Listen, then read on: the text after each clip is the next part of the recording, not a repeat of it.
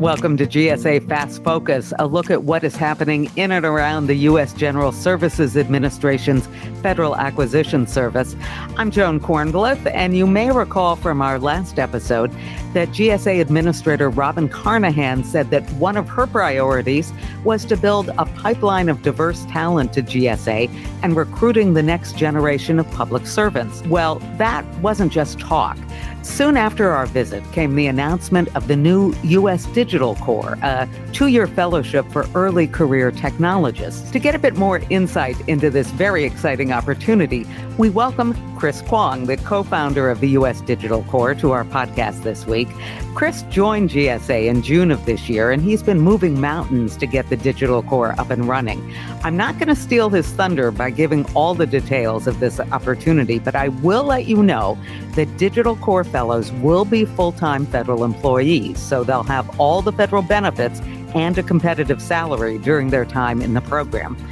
Of course, as always, we will run down some of the webinars and CLP opportunities coming up in the next few weeks and put a few fascinating facts in Fast Focus. Welcome back to Fast Focus, a look at what is happening throughout GSA's Federal Acquisition Service. I'm Joan Kornblith, and please, if you have not done so yet, click that button that says subscribe. That way you will never miss an episode of Fast Focus. And yes, we are available on all of your favorite podcast sites, but subscribing makes it so simple. No more hunting around for the latest episode. It's just right there. Coming up, I will be talking with Chris Kuang about the new U.S. Digital Corps. It's a very exciting two-year federal government fellowship program for early career technologists. What a great way to get real-world training and make a difference. I'll let Chris get into all the details, but I will say that the U.S. Digital Corps will recruit Americans with skill sets in software engineering, data science, design, cybersecurity, and other critical technology fields. And this is a great way to kickstart a career in public service. But first, our next Alliant to DPA training is coming up on Wednesday, November 3rd, 2021, from 11 a.m. to 1 p.m. Eastern Daylight Time. Attention federal contracting officers, program office officials, managers, and executive staff, you are invited to check out this webinar and learn how Alliant 2 can support your agency's IT project initiatives. By the way, warranted contracting officers must complete this training before requesting a delegation of procurement authority or DPA. And if you are a CO, you know that a DPA is the golden ticket that authorizes you to issue orders against Alliant 2. So sign up now, visit gsa.gov and scroll down the page to the events calendar to register and find out more. Again, this Alliant 2 DPA training takes place on Wednesday, November 3rd, 2021, from 11 a.m. to 1 p.m. Eastern Daylight Time. That is 10 a.m. Central Time, 9 a.m. for our friends in Mountain Time, and a bright and shiny 8 a.m. for our friends in Seattle. If you're listening to me today in Tokyo, well, things kick off at midnight. And one more important note for you, this webinar is not open to contractors.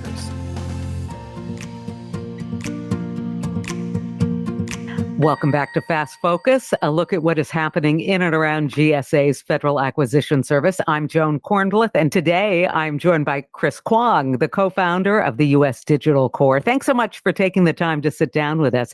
It must really be a super busy time for you trying to get this new program off the ground. It's a really exciting time around the Digital Corps, and thank you for having me. Well, of course. Now, before we dig deeper into the U.S. Digital Corps and what the whole fellowship program is about, let's learn a little bit more about you. We need a real introduction. You're a Harvard grad, and while you were there, you found time not just to serve as the chair of the Harvard Political Union, you also put in your time as the sports photo editor of the Harvard Yearbook, which was a perfect fit because a little birdie told me that you are a huge Boston sports fan. I really am, and it's been quite a last few weeks here in Boston. We've had a lot of exciting games, some series with the Red Sox making it pretty deep into the playoffs, and so I had a lot of fun during my time at Harvard. I think the sports photo editor position was really fantastic, giving an opportunity to get out and see some of the really fantastic sports teams that we Hmm. had, and perhaps compared to other universities, didn't have as large of a focus. But I always found it just really tremendous to go out and take in what some of my peers, classmates were doing on the field.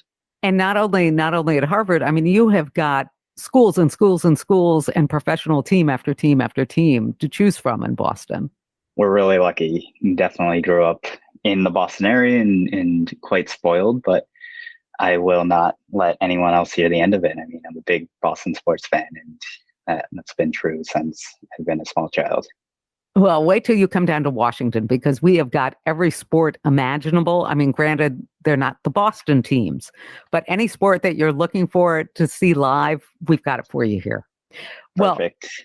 Well, aside from sports, somewhere along the way, you picked up a love for public service and helped found a 501c3 nonprofit called Coding It Forward, which at its heart is all about empowering the next generation of technology leaders and creating a new pathway into civic technology. Tell us a little bit about Coding It Forward.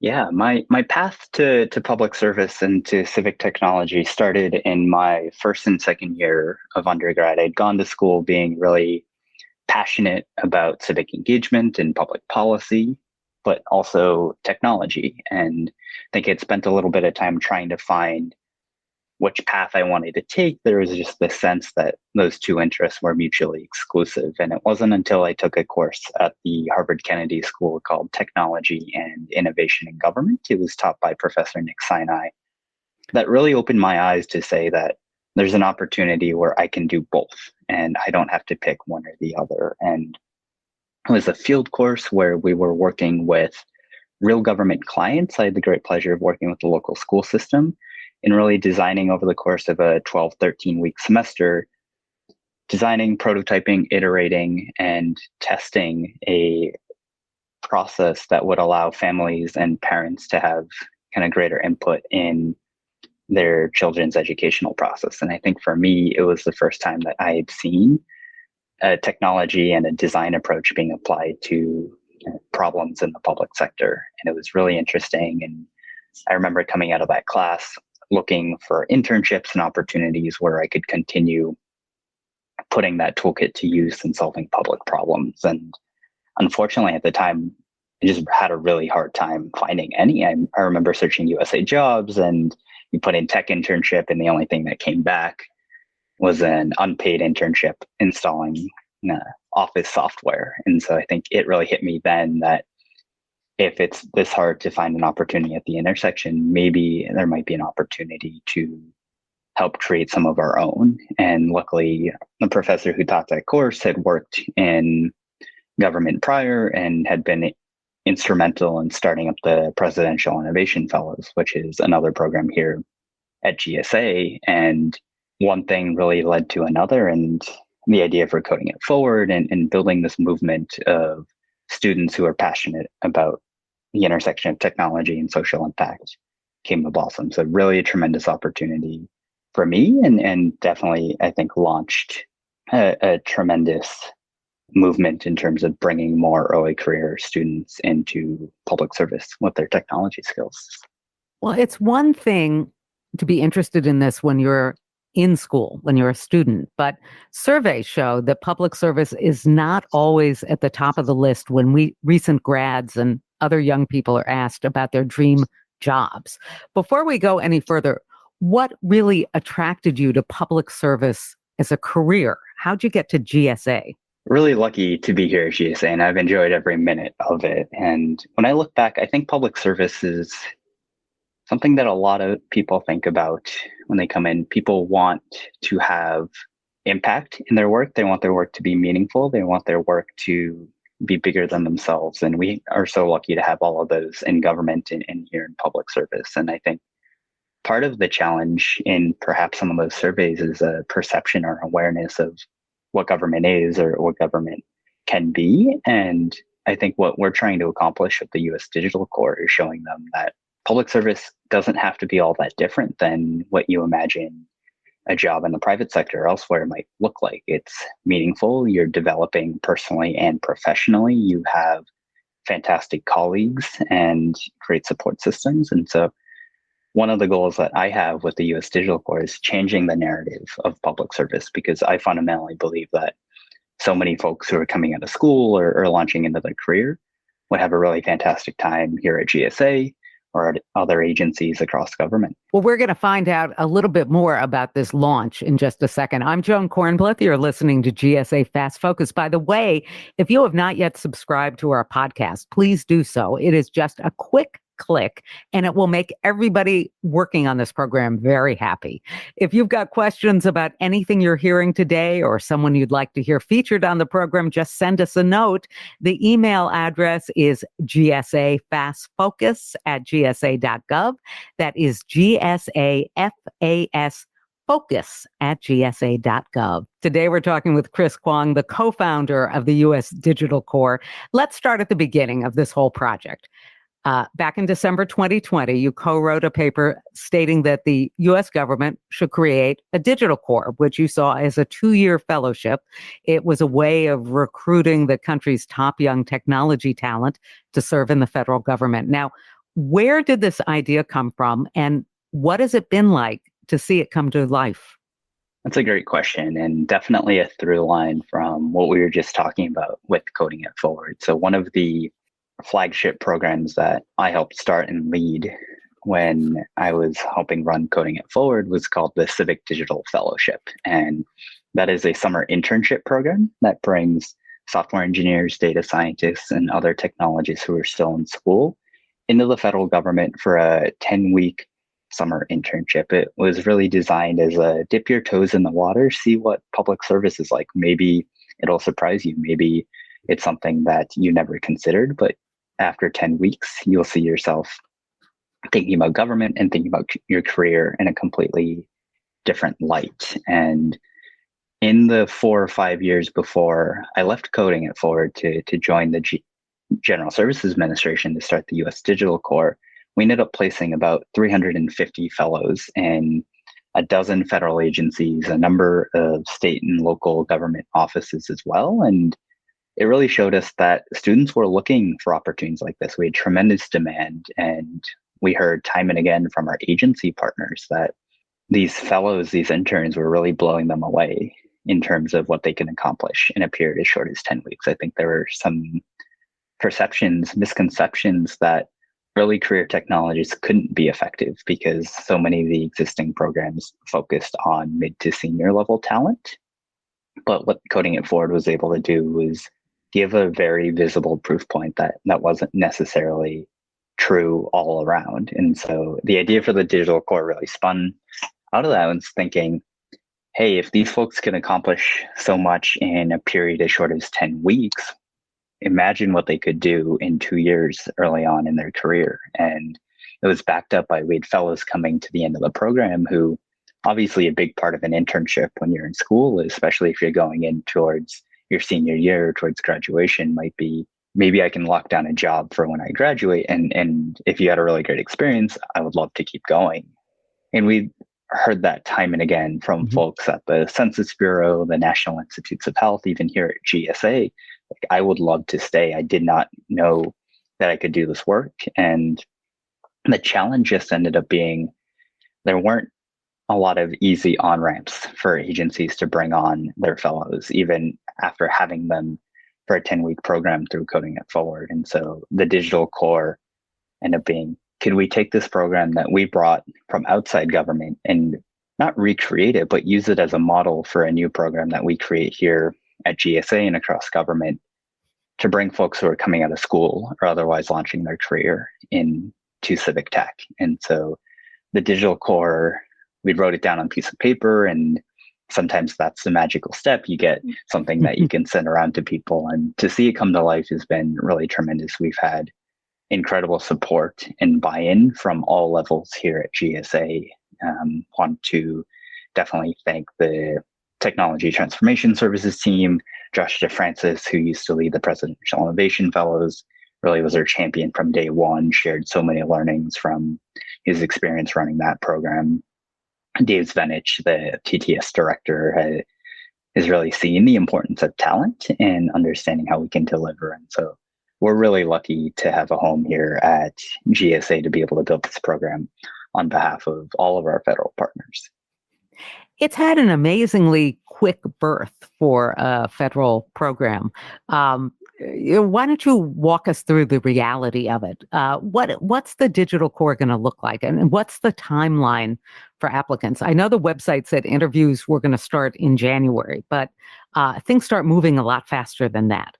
Things will be moving soon. We encourage you to apply early, just because we anticipate there being significant interest from folks in an opportunity like this. But that's what we've been hearing, is that the digital core has been moving very quickly. Obviously, and being there on the ground level, it feels like every day comes with its own challenges, but definitely zooming out. I've been at GSA only since the beginning of June. And so we're able to build a lot of momentum, work and understand where are some resources that we might be able to pull from. And we're really lucky to have gotten an initial investment from TTS through the American Rescue Plan package that the Congress passed recently. And that really set us up for some great success, having dozens and dozens of meetings with our partner agencies, first to understand, would a program like this even be valuable? What were their needs when it comes to technology talent, and understanding which aspects of the program component were the most important. And so where we've landed in designing the program, the digital core, I think, as you mentioned, it's a 2-year program for folks who are early in their technology career. And so a rough benchmark, that rule of thumb that we've been using, if you're 0 to 5 years perhaps of full-time technology work experience, the digital core might be a really great opportunity for you. As part of the program, you would come in here to the government and work on high impact skills, and high impact projects rather, and one of 5 skill tracks. And so those are software engineering, data science, product management, design, and cybersecurity. And in addition to that high impact work at agencies, we're lucky to have partners such as the Department of Veterans Affairs, the Centers for Medicare and Medicaid Services, CISA, the Cybersecurity and Infrastructure Security Agency, have all really committed to hosting fellows. But in addition to those great teams and projects that you'll be working on as part of the full-time opportunity, we're also going to be supporting fellows with learning and development, knowing that for many of them, it will be their first full-time work experience. It might be their first time working in the government. And so being really intentional about providing them with an infrastructure and support systems that will allow them to really hit the ground running and be as effective as possible in their work. And I think the last piece that we're so excited by, and having seen so many other programs have success with, is the cohort and the community coming in, not just by yourself and getting placed in a large government bureaucracy, but coming in with a group of folks with similar skills who are similarly mission driven, and being a part of a cohort, being a part of a community, and moving through those challenges together, having a peer network to celebrate the wins and commiserate some of the frustrations that inevitably come up along the way. We're really excited for that as well. And so we're going to move through the hiring and the selection process. It'll look very similar to folks who have applied to private sector opportunities, resume review, a take-home assignment, interviews, and those will start in January, as you mentioned, Joan, and we're looking forward to having fellows start in 2022. And so I think time has been flying every day, and it will continue to, and really looking forward to having our fellows in the door very soon. And I want to point out that you were very careful to mention that for some people, it might be their first job. It's not necessarily somebody's first job. And in the application, in the website, you list that, it is a early technologist position, but people could have had a career doing something else previously. And you list that, somebody may just have gotten a certificate in technology, a master's degree in technology, a college degree in technology, or a PhD. They could have been working in another field. So it's not just for someone who is right out of college. 100%. And I think having folks with different backgrounds and perspectives is so key to what we're trying to build with the digital core, and broadening beyond a traditional conception of you have to have a 4-year degree and have studied computer science to be successful. We're trying to broaden that eligibility as much as we can. And so, to your point, really recruiting intentionally and welcoming folks who are coming from different backgrounds, whether they have reskilled from having had a prior career, they're re-entering the workforce after serving in the military or taking some time away to be with their family. We're really looking for folks who are looking to start a technology career in the federal government, regardless of what you did beforehand. And I think that's part of a broader focus that we have around diversity, equity, inclusion, and accessibility. One of our core values is inclusion. And when we talk about building a digital core, there's such a commitment to recruiting a cohort that represents the people that we serve. And when that's the entirety of the American people, there's a huge onus on us to make sure that our cohort is representative. And I think there are important implications for what that means in the products and services that we build as technologists, because when you have more perspectives at the table, it's proven that those products and services are more equitable. Those products and services serve more corners of society than it would if everyone at the table looked like me or you. And I think that's one of the pieces that we're really excited about. So a fellow gets the call. What's this fellowship experience going to be like? And what types of work will a member of the U.S. Digital Corps be doing? I know we talked about some of the agencies they might be doing it at. It will really vary, I think, depending on the agency. One of our priorities, again, is for fellows to be working on high impact projects. And so there's a lot of trust with the agency and understanding. They understand a lot better than us here at GSA what they need and what technology skills are going to be key. And so as part of the process before a candidate gets that call that you're referring to, is there's going to be a two-sided matching process where they have an opportunity to learn about some of the projects and some of the opportunities, and the agencies will likewise be able to see the candidate's information to say, hey, those skill sets line up a lot better with what we're trying to accomplish than perhaps another candidate's. And so it really will be dependent on the individual and where the projects go. And obviously it's only October here now, and the fellows won't start for a number of months. So there's a lot still up in the air, but we're really optimistic and confident that our fellows will have tremendous work experiences. And a lot of work has gone into identifying those host agencies. And we're actually right now in the middle of the process of collecting all of the agency interest and understanding what those projects will look like. So when we have those details, they'll definitely be on our website, and would encourage folks to visit us there. And you'll see a link to subscribe to our mailing list, follow us on social media. All of those are really fantastic channels to hear about as the program develops. And as we mentioned, the digital core is fairly new, and so we're moving very quickly. A lot is liable to change, and I think GSA has been a fantastic incubator for this work and moving with us and supporting us as the pieces continue to shift and evolve. But going to that fellow experience, I think the cohort is so important. Mentorship is another element that I don't think I mentioned that will feature prominently in a fellow's experience. And so we've had interest from within the technology transformation services organizations like the Presidential Innovation Fellows, 18F, have all said, we would have loved to have a digital core when I was coming out of school and I was trying to break in. And so they're really looking to pay it forward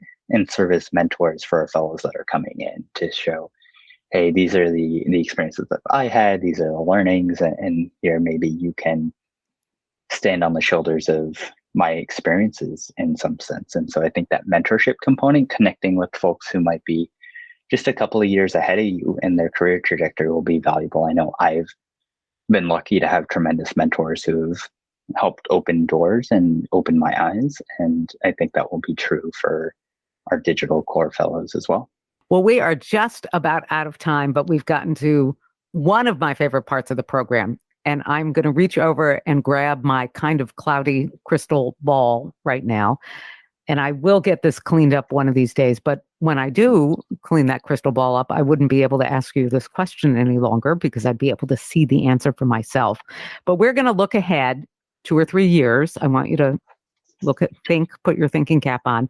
What are your out there goals for the U.S. Digital Corps and for the fellows? And by that, I mean, is there something that you'd like to look at and say, GSA made that happen, or point to and say, GSA made doing that easier for the American people? Or I love that that this program made that possible. That's a fantastic question. And I might have to borrow that crystal ball at some point in the future, because there's a lot of this that don't drop it.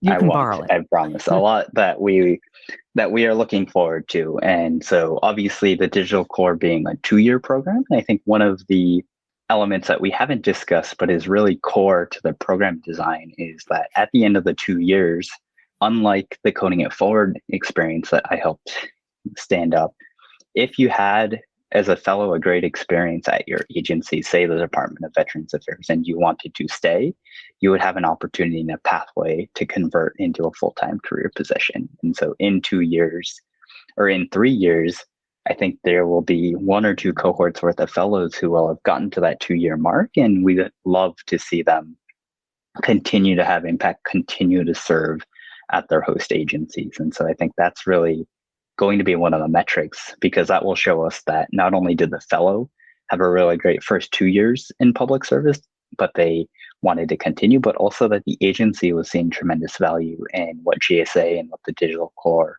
was able to provide to them. And so I think you capture so many elements of what we're trying to accomplish and seeing if those fellows stay on at their agency in 2 years. And we're starting with a fairly small cohort here in 2022 with about 30 fellows, but I think 3 years down the road, we're looking to expand, because we know that the scale of the need here in the federal government when it comes to our information technology workforce is significant. And we're going to need programs like the Digital Core to reach an order of magnitude, if not 2, larger in terms of who we're bringing in the door. So I'm not saying that we'll be able to accomplish all of that in 2 or 3 years, but it's definitely what we're looking forward to in terms of scaling the program and architecting this program to support significant numbers of fellows. And I think fundamentally my personal vision for what I think a program like the Digital Core could mean, going back to the surveys that you referenced, going back to my time as a student on campus, is making public service and civic technology aspirational for folks who are thinking about what they want to apply their skills to. And I've always thought about an analog with students who might be studying law, and many of them think that the best thing that they can do, the most prestigious thing that they can do, most successful thing, is if they clerked for a justice on the Supreme Court, or they applied their skills in a public service manner. And I think that can be true for technologists. I think we can make it so that we have students coming out of school, we have people who are entering the workforce who, instead of wanting to spend their time simply selling advertisements or doing something, changing the colors of buttons on apps, but really delivering products and services, making government work for the American people, making it equitable, effective. And I think there's a lot of power to that. And I think in 3 years, I hope that we'll have changed the narrative a little bit. And when people say, well, look at Chris 5 years ago, he didn't have an opportunity to do that. He had to almost help create some of his own. But now the Digital Core is right there and is a click away, and people can apply. So in 3 years, it'd be really great to look back at this episode, and hopefully all of that comes true. But that's really what keeps me going every day, is building that future where people with technology skills don't have to pick. They can do both, and they can come here and serve the American people.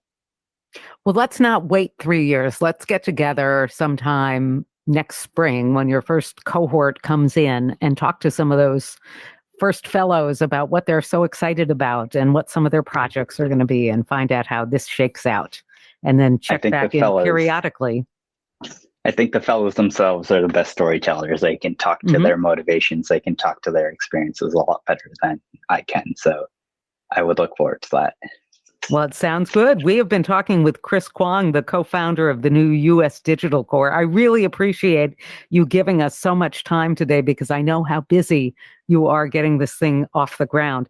Once again, though, what is the Digital Corps website so people can go check out the program? Yes, we're at digitalcore.gsa.gov, and you can also find us on Twitter and LinkedIn at US Digital Core. And so looking forward to connecting with everyone. And thank you so much, Chris. Don't forget, you can also reach out to us with questions. The address is GSA FAS Focus at gsa.gov. And please, I hope you have clicked to subscribe to this podcast already. You haven't? Do it now because we will wait. I'm Joan Kornblith, and you are listening to GSA FAS Focus.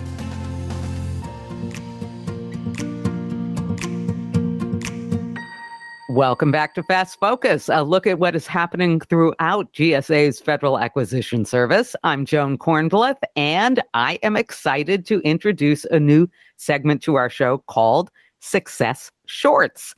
This is our opportunity to do a bit of bragging and highlight a particular program at GSA or shine our spotlight on a team doing something extraordinary.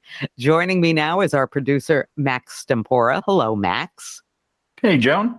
Let's kick off this segment by spotlighting our STR program, the short-term rental program that's operated by GSA Fleet. And Max, I know that you work closely with Fleet, so tell us what's happening with STR. I certainly do. So the STR has certainly been in the thick of things recently. As you said, STR is the short-term rental program.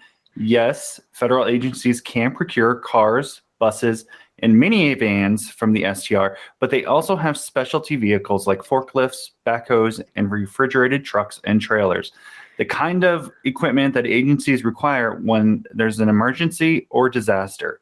Throughout FY21, the STR team coordinated with commercial rental partners for several emergency and disaster support missions, including COVID-19 vaccination sites, Capitol security, the unaccompanied minors at the southwest border, as well as Hurricane Ida.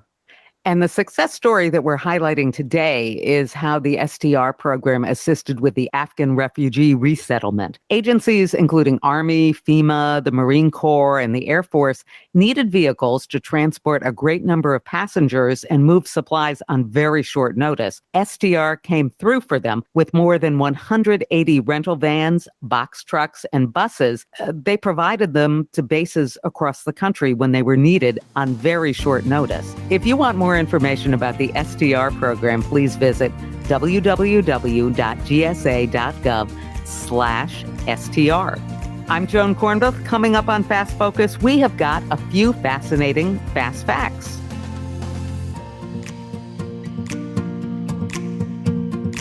Welcome back to GSA Fast Focus. I am Joan Kornblith, and we are almost out of time for today, but I did want to leave you with a few fascinating fast facts. Max, are you ready? I really am. What are we talking about today, Joan? Well, we just wrapped up our chat with Chris Kuang, so I think that this would be a great time to share some fascinating fast facts about technology, in particular, some neat stuff about the search.gov tool that is run out of the Technology Transformation Service at GSA. All right, sounds good. I think I'm ready today. All right. Have you ever spent much time nosing around on search.gov? I mean, it is just full of fast facts. You may or you may not have spent much time on that site. Have you? No, this will be a new one for me. All right. Well, somebody has. Actually, a lot of people have. Would you like to take a guess on how many searches there were on search.gov during 2020? Oh, okay.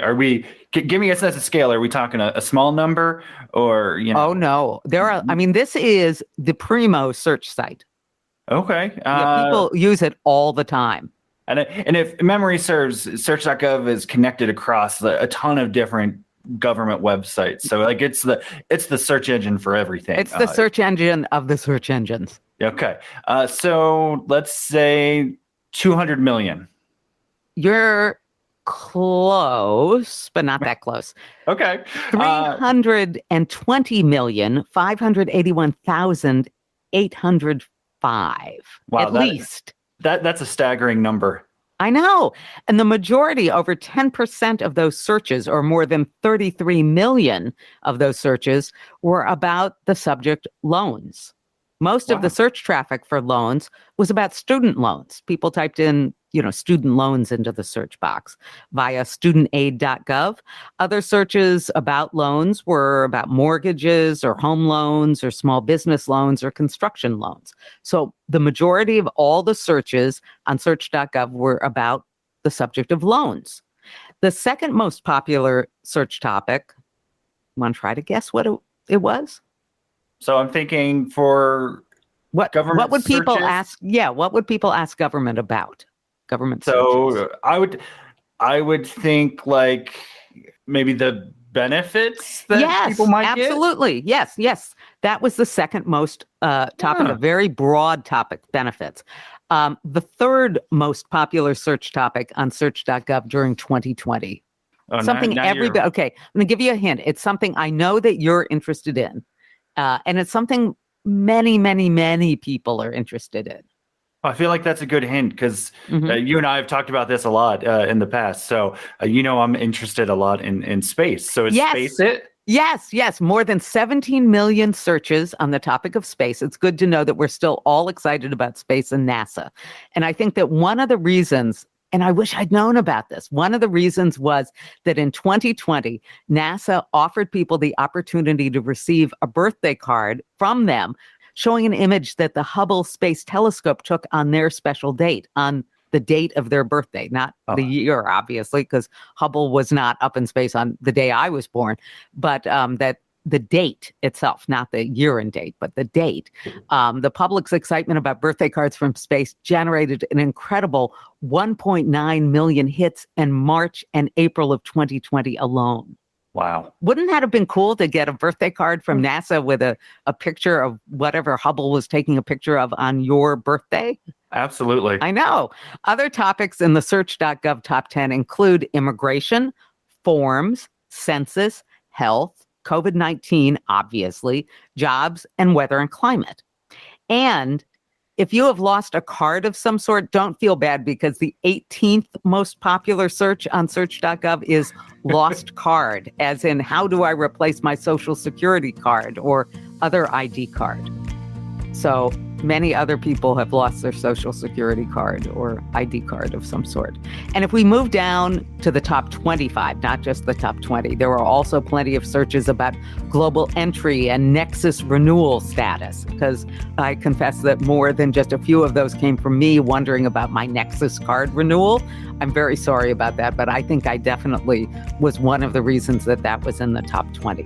Anyway, don't forget, if there's anything else related to FAS or GSA that you would like to learn about or someone that you would like to hear featured on Fast Focus, let us know. Send a note to GSA Fast Focus at gsa.gov. That is GSA FAS Focus at gsa.gov. I'm Joan Kornblith. I put the words together. Max Stempora is our producer. Dominique Artis handles our social media.